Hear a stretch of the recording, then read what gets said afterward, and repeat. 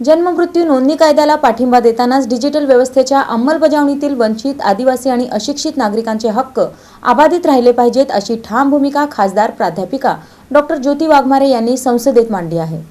जन्म मृत्यू सुधारणा अधिनियमाला पाठिंबा देतानाच डिजिटल व्यवस्थेच्या अंमलबजावणीत अनुसूचित जाती जमाती, वंचित, आदिवासी आणि अशिक्षित नागरिकांचे हक्क अबाधित राहिले पाहिजेत अशी ठाम भूमिका राज्यसभेतील शिवसेना एकनाथ शिंदे पक्षाच्या खासदार प्राध्यापिका डॉ. ज्योती वाघमारे यांनी मांडली। राज्यसभेत बोलताना त्यांनी सांगितले की तंत्रज्ञानामुळे प्रशासनात पारदर्शकता वाढेल आणि भ्रष्टाचाराला आळा बसेल, मात्र कायद्याच्या प्रक्रियेमुळे एकाही गरीब नागरिकाला त्याच्या मूलभूत अधिकारांपासून वंचित राहावे लागू नये। डिजिटल भारताची संकल्पना यशस्वी करण्यासाठी तंत्रज्ञानासोबत सामाजिक न्याय आणि संवेदनशीलतेचाही समतोल राखणे आवश्यक असल्याचं त्यांनी नमूद केलं। यावेळी त्यांनी केंद्र सरकारकडे ग्रामीण व आदिवासी भागात विशेष जन्म मृत्यू नोंदणी शिबिरे आयोजित करावीत, वंचित नागरिकांसाठी विलंबित नोंदणीवरील दंड माफ करावा आणि पंचायत स्तरावर डिजिटल सहाय्यक नियुक्त करावेत अशा 3 महत्त्वपूर्ण सूचना मांडल्या।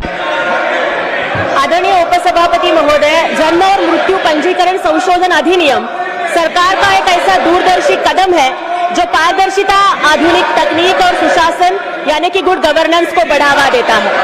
आज मैं जन्म और मृत्यु पंजीकरण संशोधन अधिनियम के पूर्ण समर्थन में खड़ी हूँ और अपनी पार्टी शिवसेना और अपने मुख्य नेता आदरणीय एकनाथ जी शिंदे साहब की तरफ से इस अधिनियम को पूरा समर्थन देती हूँ। मैं ये मानती हूँ कि ये केवल एक प्रशासनिक कानून नहीं है, बल्कि हमारे देश के डिजिटल परिवर्तन और सुशासन का एक मजबूत आधार स्तंभ है।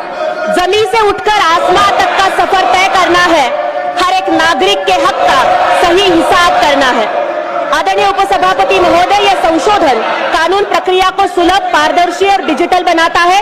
एकीकृत राष्ट्रीय और राज्य स्तरीय डेटाबेस बनने से मतदाता सूची, राशन कार्ड, पासपोर्ट और अन्य सरकारी कल्याणकारी योजनाओं का सीधा लाभ नागरिकों तक बिना किसी बिचौलियों तक पहुंचता है। George Bernard Shaw said that progress is impossible without change and those who cannot change their minds cannot change anything।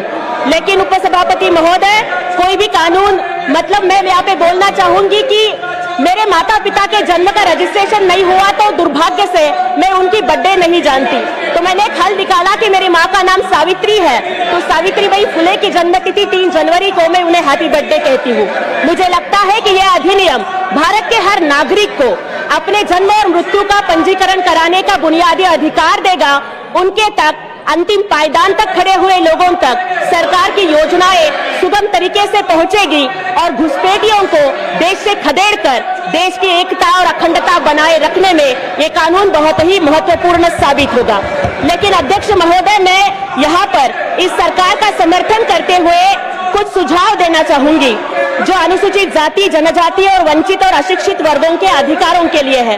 मेरा पहला सुझाव है कि नामांकन शिविर लगाए जाए, ग्रामीण, आदिवासी और स्लम एरिया में सहानुभूति पूर्वक दृष्टिकोण अपनाते हुए पंजीकरण शिविर लगाए जाए, डोर टू डोर सत्यापन हो, पुराने समय से चले आ रहे छूटे हुए मामलों में जी सर उनको बेहद सरल प्रक्रिया बनाए, जुर्माना माफ करे, आशा आंगनवाड़ी कार्यकर्ताओं का सशक्तिकरण हो।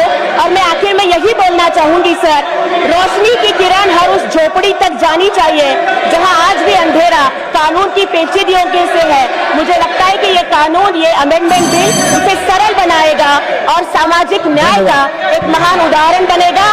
जय शिवराय, जय भीम, जय महाराष्ट्र। गरीब व वंचितांच्या हक्कांसाठी संसदेत पुन्हा एकदा बुलंद आवाज उठवल्याचं त्यांनी यावेळी स्पष्ट केलं।